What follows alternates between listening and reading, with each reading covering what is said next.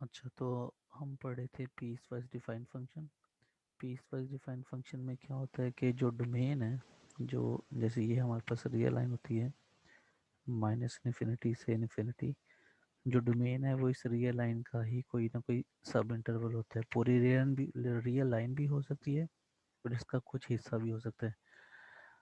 फर्ज करें इसका हम यहाँ से यहाँ तक इतना हिस्सा लेते हैं, इस पॉइंट को कह देते हैं ए, इस पॉइंट को कह देते हैं बी।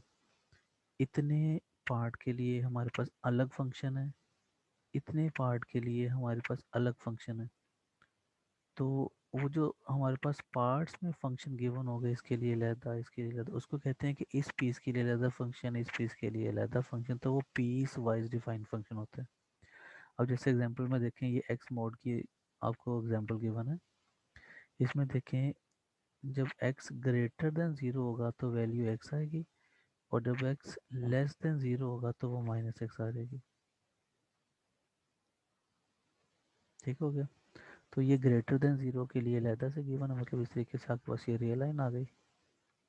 तो इसके लिए फंक्शन अलहदा है और इस साइड के लिए फंक्शन अलहदा, तो दो पीस हो गए उसके, ज़्यादा भी हो सकते हैं। तो इसको कहते हैं पीस वाइज डिफाइंड फंक्शन। और यहाँ पे देखें, ये जो एग्जांपल है, this circle is not a graph, ये ग्राफ क्यों नहीं है? If fails the vertical line test, ये वर्टिकल लाइन टेस्ट अभी जो मैं बता रहा था, आप क्या करते हो, ये एक लाइन ड्रॉ करते हो, जैसे ना ये रेड लाइन ड्रॉ की हुई है। तो ये रेड लाइन जो है ग्राफ को दो जगह पे टच कर रही है, एक यहाँ पे और एक यहाँ पे। अगर ऐसे एक से ज़्यादा जगह पे टच करे तो वो ग्राफ नहीं होता। अच्छा, अब क्या करें, इसके दो अलग-अलग केस में, ऊपर वाला अलग बना लें और ये नीचे वाला अलग बना लें। अब अगर ड्रा करते हैं तो देखिए एक जगह पे कट करेगा, किसी भी जगह पे लाइन ड्रॉ कर लें वो एक जगह पे कट करेगी, बट लाइन जो है वो पैरेलल टू वाई एक्सिस होनी चाहिए। ठीक है। तो ये दोनों ग्राफ हैं, लेकिन ये जो है फंक्शन है, सॉरी, ये फंक्शन नहीं है, ये फंक्शन है और ये भी फंक्शन है। अच्छा जी, अब चलते हैं आगे। ये आपके पास एक फंक्शन गिवन है और इसका ग्राफ आपके पास ये गिवन है, सॉरी ये ग्राफ इसका, ये एक्स मॉड का ग्राफ है और ये एफ ऑफ एक्स ये गिवन है, इसका ग्राफ ये आपके पास गिवन है। ठीक है। तो ये दोनों ही फंक्शन है, क्योंकि जब भी आप यहाँ पे वर्टिकल लाइन टेस्ट प्लॉट करेंगे, कोई वर्टिकल लाइन, तो वो एक ही जगह पे कट कर रही है। ठीक है। अच्छा जी, अब आगे चलते हैं। ग्रेटेस्ट इंटीजर फंक्शन और ये इंटीजर फ्लोर फंक्शन। अब ये होता क्या है कि आपके पास जैसे ये इसकी जो ब्रैकेट है वो नीचे को लगी हुई है, तो इसको बोलते हैं फ्लोर फंक्शन। इसमें होता क्या है कि आपके पास अगर पॉइंट में वैल्यू लिखी हुई है, तो वो जो उसका फ्लोर, फ्लोर से आप माइंड में रखें कि नीचे, तो 2.4 से जो नीचे इंटीजर होगा ये उसको आ जाएगा इक्वल। जैसे 1.9 है तो नॉर्मली हम 1.9 को क्या कहते हैं, ये 2 के इक्वल है। लेकिन फ्लोर फंक्शन में क्या होता है कि उससे 1.9 के पीछे जो भी कोई लाइक इंटीजर है ये उसकी इक्वल आ जाएगी। यहाँ पे देखें, ये जो -1.2, अब ये बड़ा इंपॉर्टेंट है, ये देखें ज़रा, यहाँ पे कह ले ये 0 आ गया, -1, ये -2, इसके दरमियान में यहाँ पे -1.5 है। और अगर आप इस -1.5 का इस तरीके से फ्लोर फंक्शन देखते हैं, तो इससे पीछे, तो ये -1.5 है, इससे पीछे इधर आना पड़ेगा हमें। तो इससे पीछे जो इंटीजर है वो -2 आ जाएगा, यहाँ पे जैसे लिखा हुआ है। -1.2 है तो उसके बैक पे -2, खैर -2 तो एज इट इज खुद ही आ जाएगा। ये -3 है, 0.3, तो -1 पे चला गया। तो ये होता है जी फ्लोर फंक्शन। अब चलते हैं आगे, इंक्रीजिंग और डिक्रीजिंग फंक्शन। अच्छा, इसका ये ग्राफ भी बना हुआ है फ्लोर फंक्शन का, ये आप देख सकते हैं, ये सारा इसका ग्राफ बना हुआ है। ठीक है जी। जैसे मैं आपको लिख के बताता हूँ, 1 का फ्लोर फंक्शन 1, आप इधर x ले लें, ये x है, और ये आप कह लें एफ ऑफ एक्स, जो कि फ्लोर फंक्शन है, ऐसे करके। तो आप लें 0, 0.1, 0.2, आगे चलते जाएं 0.9 तक, फिर 1 पे आ जाएगा। तो 0 का तो ये 0 ही आ जाएगा आंसर। 0.1 करेंगे जब, इसका भी आंसर 0 आएगा। 0.2 करेंगे, इसका भी आंसर 0 आ जाएगा। 0.9 करेंगे, इसका भी आंसर 0 आएगा। 1 करेंगे तो उसका आंसर 1 आएगा। ठीक है, अब इसको मैं ग्राफ पे शो करता हूँ, ये देखें ज़रा। ये 0 से आप ये 1 तक आए, तो इसके दरमियान सारे यहाँ पे 1.1, 0.2, 0.3, 0.4 सारे ये 1 तक आ गए। तो ये देखें 1 के ऊपर ये खाली सर्कल है, लेकिन बाकी सारे जो हैं, जैसे ब्लू लाइन आपको शो हो रही है, क्योंकि सारों की वैल्यू मैंने यहाँ पे आपको बताया वो 0, 0, 0 आ रही थी। अच्छा, अब 1 पे जब आपने किया था फ्लोर फंक्शन, तो उसका आंसर 1 आया था। तो देखिए इन्होंने 1 के ऊपर ये सर्कल लगाया हुआ है, क्योंकि 1 के ऊपर वैल्यू 1 आई थी, इसलिए यहाँ पे खाली सर्कल है, 0 नहीं थी वैल्यू।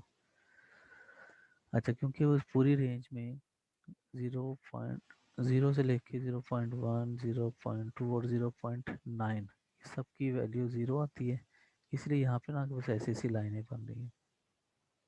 ठीक है जी। अच्छा जी, अब चलते हैं इंक्रीजिंग फंक्शन क्या होता है, डिक्रीजिंग फंक्शन क्या होता है। जैसे ग्राफ देखें अगर आप,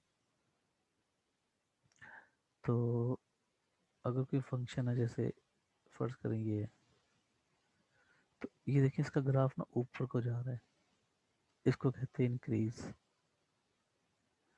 और ये देखें ज़रा, ये नीचे को आ रहा है, ये है डिक्रीजिंग फंक्शन। अब मैथमेटिक्स में कैसे होगा ये एक पॉइंट x1 है, ये x2 है, और ग्राफ ये इससे जा रहा है, ये यहाँ पे जो पॉइंट आएगा इसके कॉरस्पॉन्डिंग ये होगा एफ ऑफ x2, और जो ये आ रहा है ये है एफ ऑफ x1। अच्छा जी, यहाँ पे करके फर्ज करने कोई वाई एक्सिस, अब इसकी लेंथ देख लें ये वाली, और जो ये वाली लेंथ है वो देख लें, तो ये वाली बड़ी लेंथ है। ठीक है। अच्छा, अब अगर ये 0 है, तो 0 से जब आप इधर को चलते आओगे, तो x1 छोटा है, x2 बड़ा है। अब ग्राफ पे आए, एफ ऑफ x1 छोटा है और x2 बड़ा ही, हम इसकी लेंथ से देखा यहाँ से। तो अगर ऐसा हो जाए, x1 छोटा है x2 से, और एफ ऑफ x1 जो है ये भी छोटा है एफ ऑफ x2 से, तो ये होता है increasing function.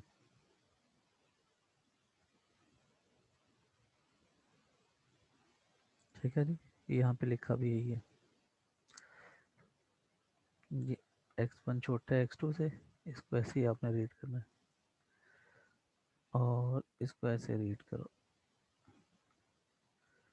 F of x1 भी छोटा है एफ ऑफ x2 से, तो ये इंक्रीज होता है। अगर उलट काम हो जाए, तो जैसे कि मैं ग्राफ बनाऊँ ये वाला, और ये मेरे पास एक्स एक्सिस और वाई एक्सिस है, यहाँ पे फर्क कर लो 0.2 है, और इस पे इसका जो जवाब आ रहा है वो आ रहा है 4, और यहाँ पे 0.1, और इसके ऊपर इसका ये जो जवाब आ रहा है ये है 10। छोटी वैल्यू पे बड़ा जवाब आ रहा है, और बड़ी वैल्यू पे छोटा जवाब, तो ये डिक्रीजिंग होगा। चलिए अब चलते हैं आगे।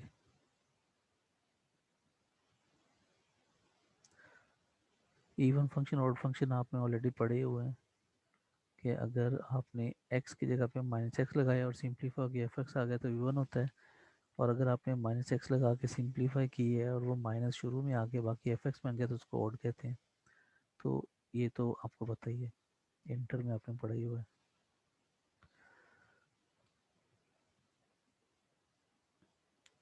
अच्छा, एक ये इम्पोर्टेंट बात है,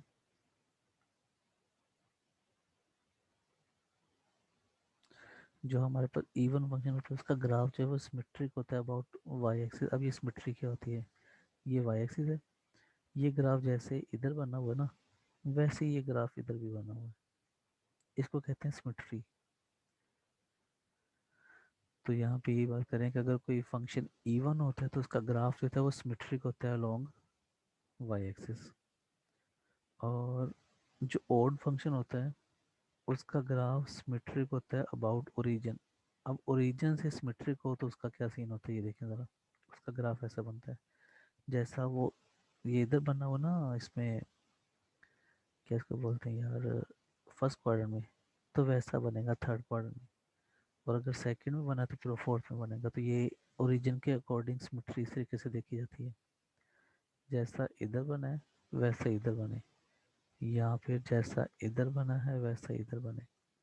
तो इसको कहते हैं सिमेट्री अलोंग ओरिजिन।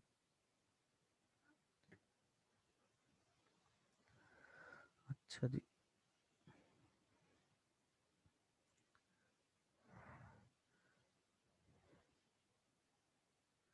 अच्छा, ये आपके पास एग्जांपल है इवन फंक्शन की, ये भी इवन फंक्शन है, ये ओड फंक्शन है, और ये जो फंक्शन है नीदर इवन है नॉर ओड है। ठीक है।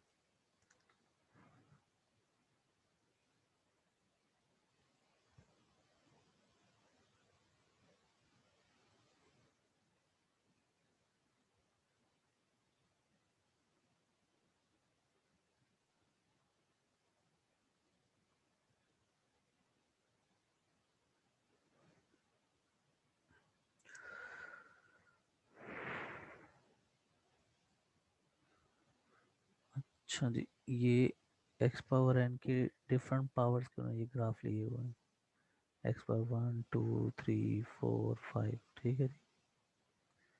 खैर, इसकी ज़रूरत नहीं है अभी। पॉलिनोमियल आपने पढ़ी हुई है, क्या होती है?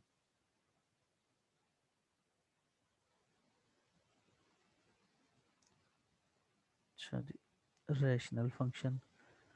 जो इस किस्म के बटे में फंक्शन आते हैं उसको हम कहते हैं रैशनल फंक्शन। ठीक है जी।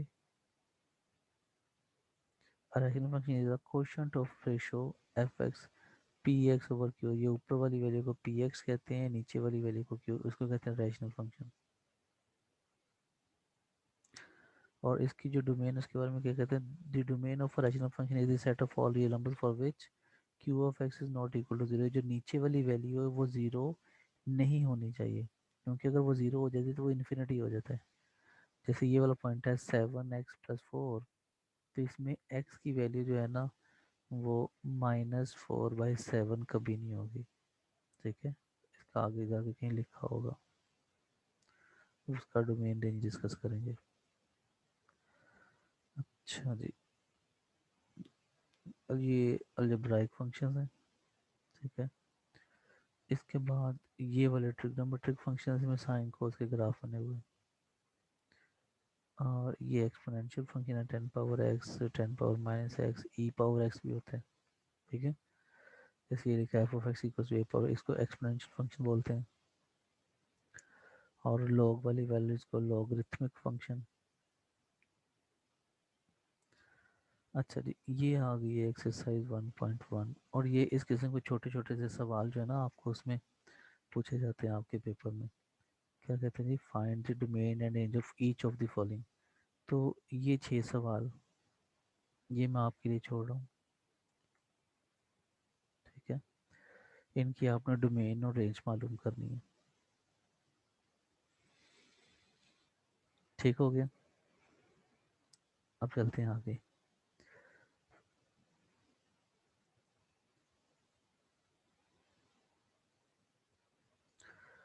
यहाँ पे देखिए ना, which of the following graphs of the R function are, sorry, which of the graphs are graphs of a function of X. इसमें बताना है कि कौन सा ग्राफ जो फंक्शन है और कौन सा नहीं है। तो यहाँ पे देखें, जैसे ये वर्टिकल लाइन टेस्ट फेल हो जाता है क्योंकि ये 2 दफ़ा पे कट करता है, तो ये ग्राफ नहीं है। सिमिलरली ये भी नहीं है, ये भी नहीं है, लेकिन ये जो है ये फंक्शन है, क्योंकि इसमें कहीं भी आप लाइन कट कर लें तो एक जगह पे कट करेगी। अच्छा जी, इसके बाद आगे चलते हैं, बाकी सवाल आपने नहीं छेड़ने, ज़रूरत नहीं है।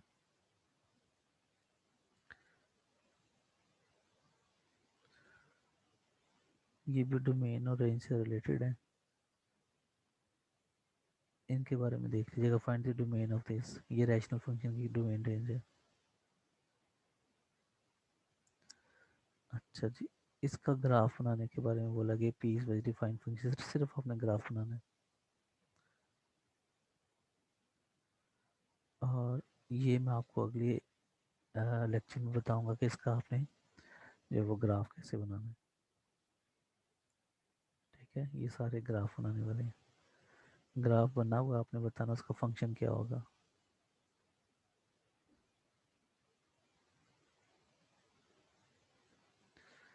और ये increase graph the function what's matrix if any do the graphs have specific specify the intervals over which the function is increasing and interval where it is decreasing। तो आप इनके ग्राफ ही बनाने हैं बेसिकली।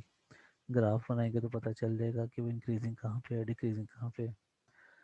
और ये नीचे वाले जो है ये इवन और फंक्शन है, ये वाले। तो ये सारी चीज़ें पुरानी हैं,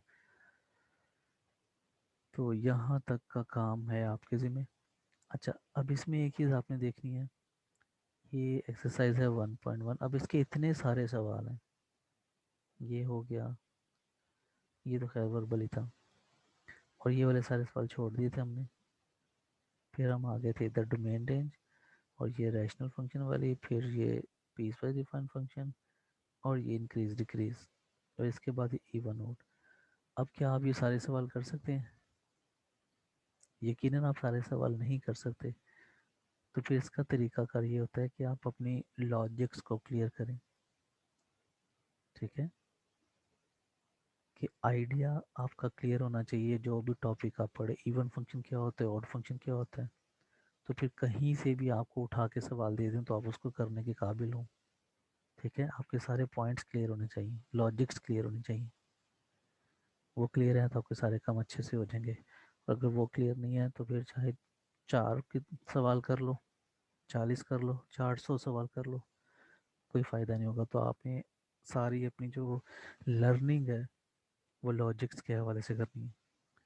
बाकी इंशाल्लाह अगली क्लास में पढ़ेंगे। अल्लाह हाफिज़।